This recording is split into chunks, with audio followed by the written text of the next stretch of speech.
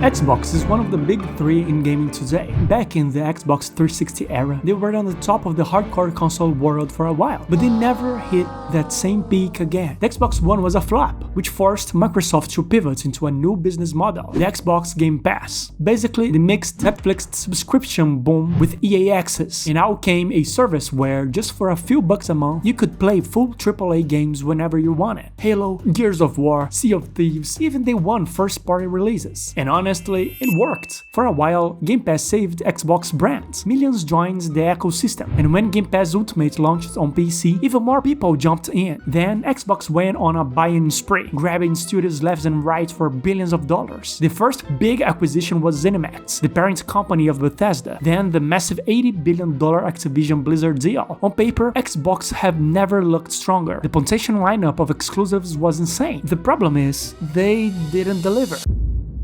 For years, we barely heard from these studios. When news did come out, it was about a handful of games with release dates so far in the future it was hard to care. And slowly, the narrative around subscriptions started to shift. What once looked like the future of affordable gaming began to raise red flags. People started asking if the model was even sustainable long term. Now, here we are in 2025. The Xbox looks like it's moving towards being more of a software company than a console company. Their games are coming to PC, Nintendo, even PlayStation, just like Microsoft itself does with Office and Windows. And that's the core issue. Microsoft is a ruthless corporation. You don't stay that big for that long without making cold, calculated business moves. But when you apply that same mindset to the creative world of gaming, it creates huge problems. Video games are art. Sure, there's coding and technical work, but at their heart, games live or die on creativity. Storytelling, designs, new mechanics, emotional connections, all of that comes from giving creative people freedom. The Microsoft way is the opposite. It's about cutting costs, maximizing efficiency, and squeezing as much money as possible, which makes sense in business. But in gaming, it strangles creativity. It creates a dysfunctional cycle where devs feel trapped in a system that doesn't value ideas, just profits. The best example of this problem shows up in Double Fine Psycho Odyssey, episode 27. And at Matt Booty, head of Xbox Game Studios, meets with the Psychonauts 2 team, and a concern comes up that's honestly kind of terrifying. Under Microsoft's rules, any idea that a developer mentions while employed at the company automatically becomes Microsoft's property. The reality is that once something is kind of in these walls,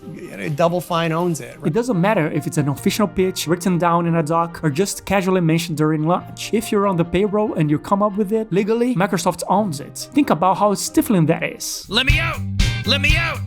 This is not a dance! Game development thrives on open creativity. Developers bounce ideas off each other all the time, even if most of them never make into a game. Those casual brainstorms are where some of the most legendary mechanics in game history come from. A perfect example is game jams. For anyone unfamiliar, game jams are short, intense events where devs come together, usually for just a few days, and build experimental prototypes with zero pressure of turning them into full games. This is all experiments that we did in a week. How much of this stuff sees the light of day to be determined. It's a safe space to be weird, to fail, to chase wild ideas. Bethesda used to run internal game jams, and that's how we got features like the house building mechanic that appeared in Skyrim's DLC and later became a huge part of Fallout 4 and Starfield. These were never part of the original big plan for the game. They came from devs experimenting freely. Now imagine being a smaller studio trying to do that under Microsoft's policy. You make a silly prototype or toss out a wild idea during a jam, and suddenly it doesn't belong to you or even your team. It's gone. It's all gone. It belongs to the corporation. It kills the spirit of those sessions because devs know they're risking giving away their best ideas for nothing. Of course, Xbox has to protect their creative potential, but forcing this policy this way makes people scared of losing their ideas, that even if the studio doesn't pursue it, they cannot make it themselves elsewhere or in a smaller scope. Like for instance, Expedition 33. The idea came when the creators were still working at Ubisoft, and then left to form their own studios and get that amazing game.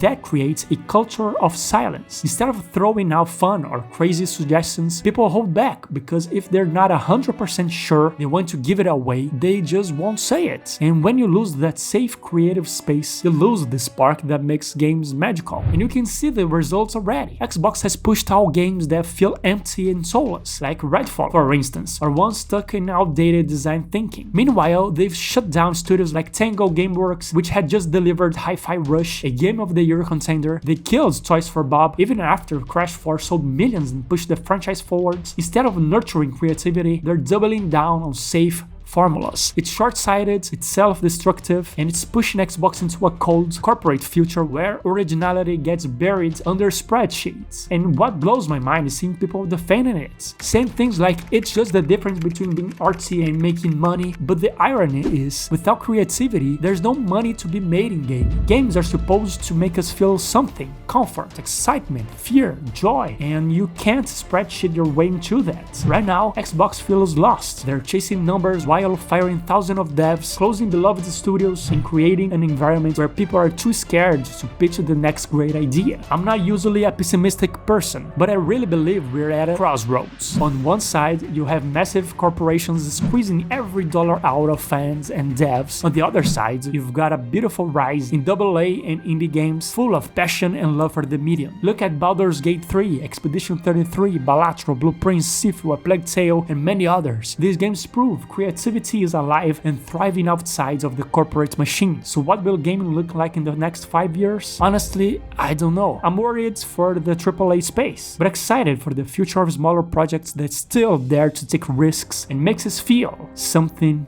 real.